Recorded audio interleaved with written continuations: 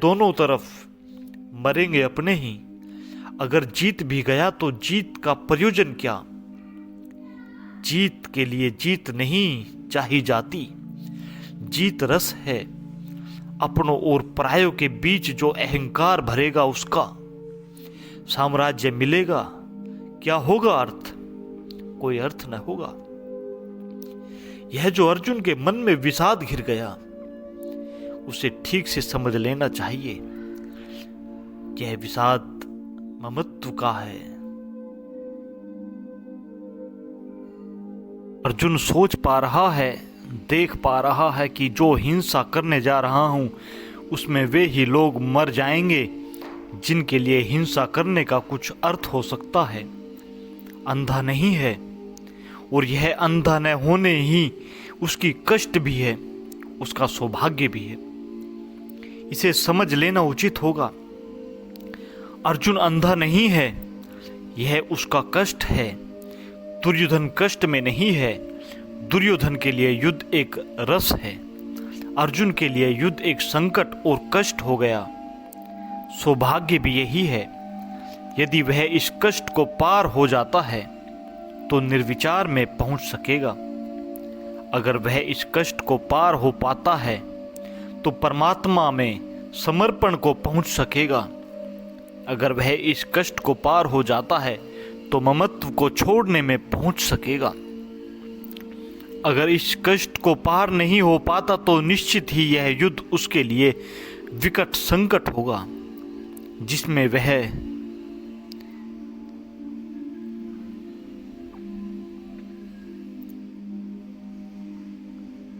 जिसमें उसका व्यक्तित्व दो खंडों में टूट जाएगा। या तो भाग जाएगा या लड़ेगा बेमन से और हार जाएगा।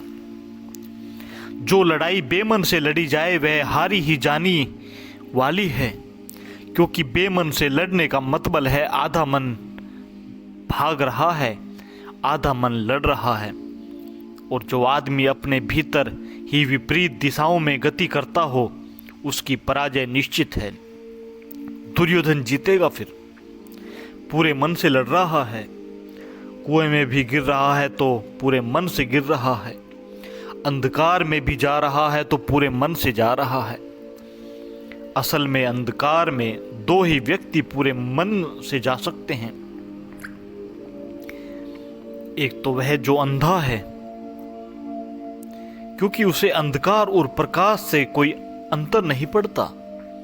एक वह जिसके पास आत्मिक प्रकाश है, क्योंकि तब अंधकार को, उसका होना ही अंधकार को मिटा देता है।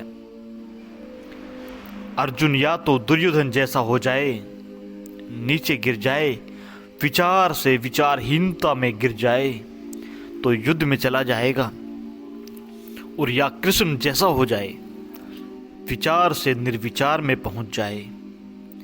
इतना ज्योतिर्मय हो जाए, इतना ज्योति से भर जाए, भीतरी की देख पाए कि कौन मरता है कौन मारा जाता है।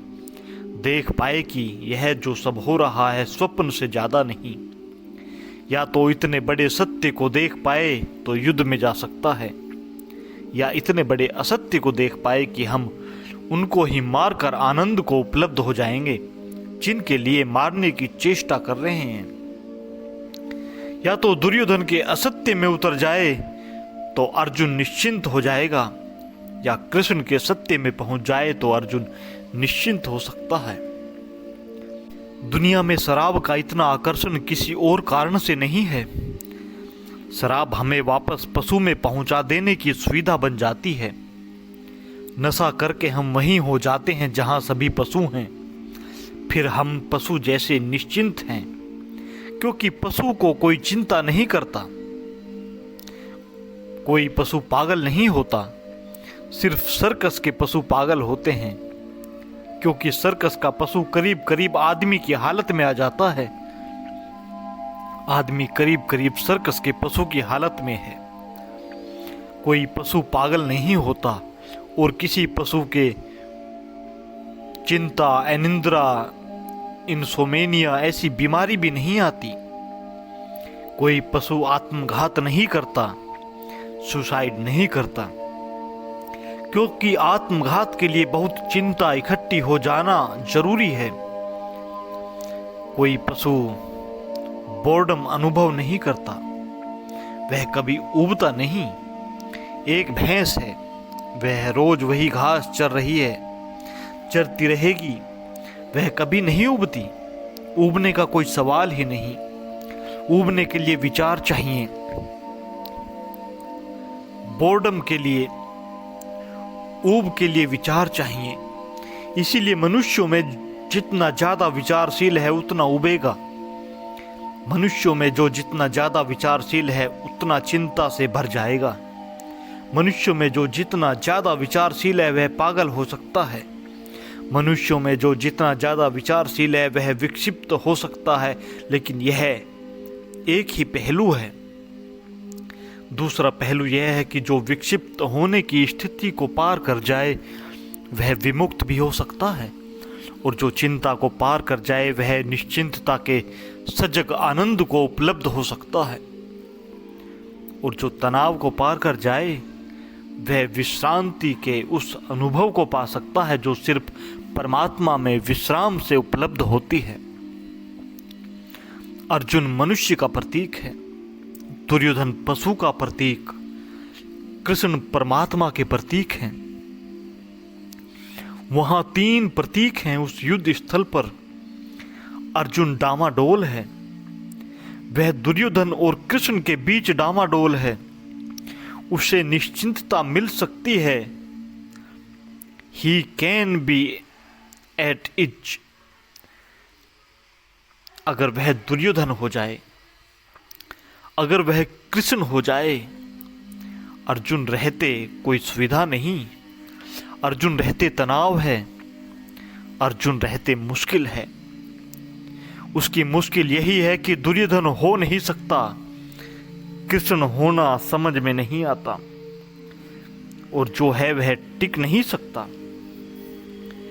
क्योंकि वह बीच की तरंग भर है, वहां टिका नहीं जा सकता।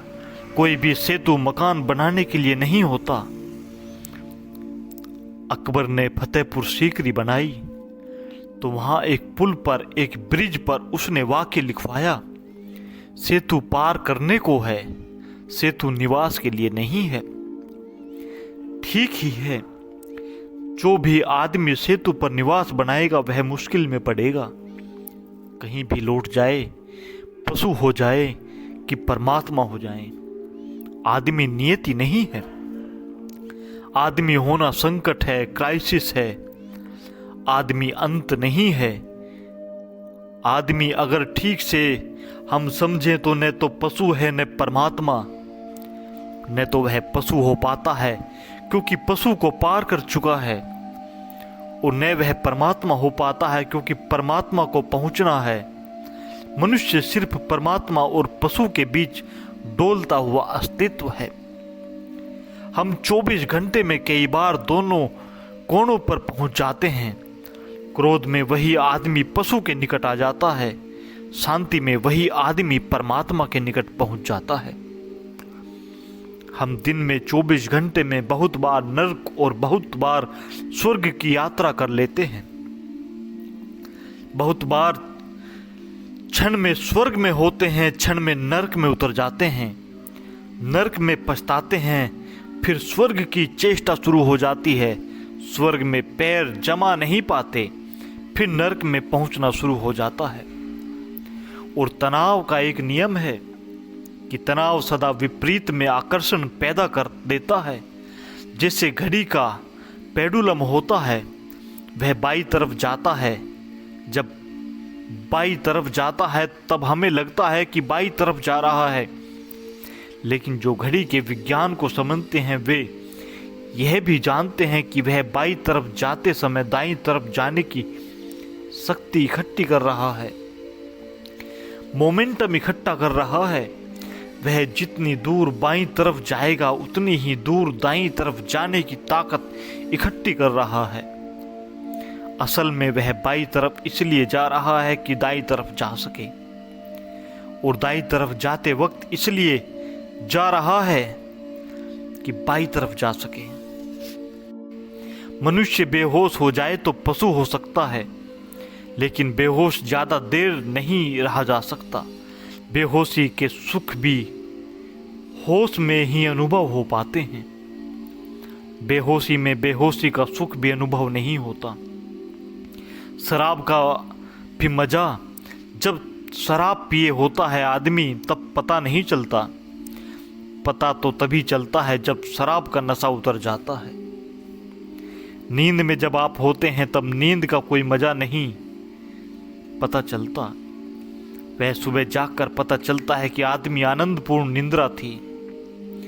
बेहोशी के सुख के लिए होश में आना जरूरी है, और होश में आने का कोई सुख मालूम नहीं पड़ता, इसलिए फिर बेहोशी में उतरना पड़ता है। अर्जुन मनुष्य की चेतना है इसलिए अद्भुत है। गीता इसलिए अद्भुत है कि वह मनुष्य की बहुत आंतरिक मन स्थिति का आधार है।